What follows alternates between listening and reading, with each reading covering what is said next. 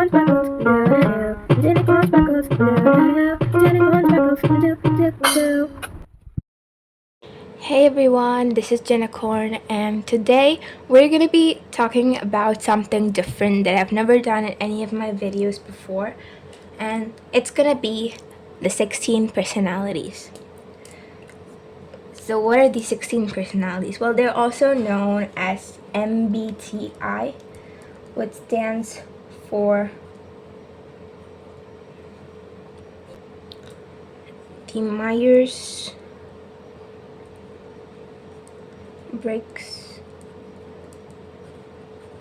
type indicator.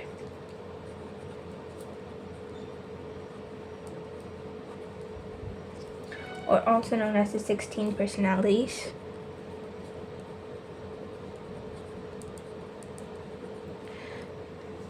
Now, what are these 16 personalities? Well, these 16 personalities are the groups to which the entire population is divided. So we have plants. Plants are divided into shrubs, herbs, climbers, creepers, etc. In the same way, the people are divided into 16. They're classified into 16 different personalities based on their cognitive functions. We'll be talking about that a little later. So what are the 16 personalities? Well, we've got some extroverts and some introverts. So let's just list it out first. We've got ESTP, ESFP,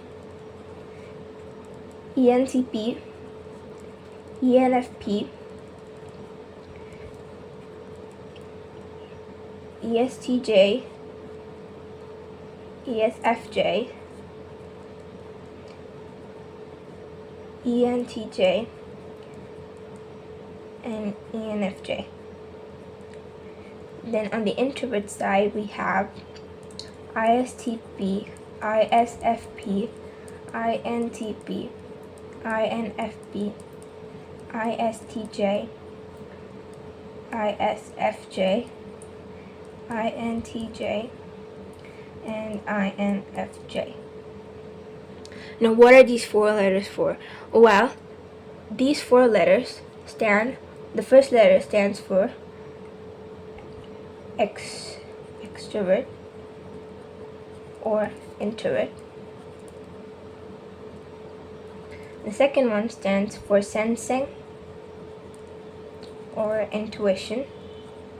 Well, we've got intuition, but we've got an N because it's the second letter. And then we've got thinking or feeling. And the last one will be judging or perceiving.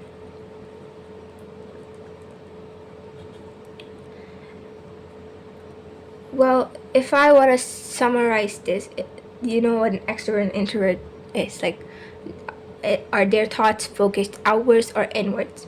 Then we've got sensing and intuition. Sensing is based on facts and the concrete information.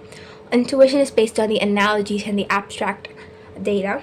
The thinking is these two, sensing and intuition, are the perceiving functions, which means how you get information from how you obtain your data and process it. And thinking and feeling are the decision-making functions, which help you to make decisions. Thinking is based on the logic and what is going on, but feeling is based on emotions and what is going on with people, how they feel. Judging and perceiving, well, they can be a bit confusing at first, but judging, people who have perceiving are they prefer to have their thoughts focused inwards towards them. If they observe, they're gonna be they observe, but they just use that data randomly. They don't really organize it. With judging people, they're quite organized, so they get the data, they arrange it, and then they process it and all of that. Well, I think you'll have a better understanding if we go deeper into this. So we're going to be talking about some functions that are known as the cognitive functions. So what are these cognitive functions? Well, these cognitive functions are going to be extroverted. So each of these things, like the middle two, that is sensing or intuition, thinking, and feeling, these four, we're going to classify them based on the first one. So sensing, we're going to classify sensing into extroverted sensing and introverted sensing. So that's going to be SE and SI. Then we have NE and NI. Then we have TE, TI, FE, FI. If this isn't clear, it's going to be extroverted sensing, extroverted intuition, extroverted thinking, extroverted feeling, and introverted feeling. So these are the cognitive functions. We've got 8 functions. These functions are the functions that make up a function stack. A function stack is a stack of functions, as the name suggests, and each personality has its own unique function stack. And a function stack consists of 4 functions. So let's take an example. So what does an ideal function stack look like? So a function stack, mainly it has 4 functions, as I said. So first, it has a first or dominant function. Then it has its second function or auxiliary function. Then it has its third function or tertiary function.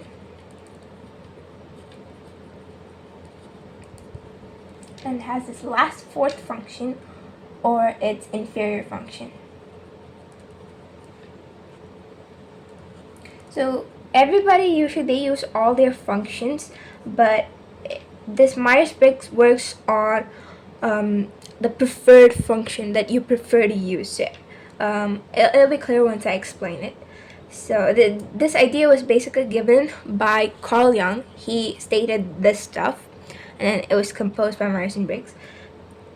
Let's take an example. Let's take ENFJ. So what we're going to do is we're going to take, we're going to find out which is the dominant function. So the dominant function could be either of these 8 stuff. So we've got an E at the beginning. So that means the dominant function is going to be an extroverted function. That means it's one of these ones. Now, which of these, we've got N and F, right? We've got intuition and feeling. So which of these 2 are going to be the dominant function? Well, that is told to us by this last letter, J, which is a judging function. And which is the judging function? Which is the decision-making function? Feeling. So the first function is going to be FE. So you're going to see the first letter and then figure out, is it the first function? Is it extroverted or introverted? And then using the last letter, you're going to find out which one of the 2 it is. Now, what about the second function? Well, the second function is always going to be another function. Like if this is a decision-making function, the second one is going to be a perceiving function. So these 2 are decision-making and these 2 are perceiving. So if the first one is a decision-making, then the second one is going to be a perceiving. But which one? Well, we've got an N, so it's going to be N. And always the first function, the second function is going to be the opposite of the first function. Like if this is extroverted, it's going to be introverted. So you've got NI. The third function is going to be the opposite of this function. So the opposite of introverted is going to be extroverted. Opposite of intuition is sensing. And the last function is going to be the opposite of the first function. It's going to be introverted thinking. So you see the cross between these 2, right? Like the opposite of the first function is the last function, but the opposite of the second function is just closer. So they prefer this one, then this one, then this one, then this one. So the order is like this: 1, 2, 3, 4. But you can see that when you take decisions, ENFJs, they're going to be looking to the FE a lot and ignoring and suppressing the TI. And when they're perceiving, they prefer NI, but they're like, okay, could use SE a little bit. But let's take the case of an introverted type. But before that, let's go for P type. Let's say ESTP.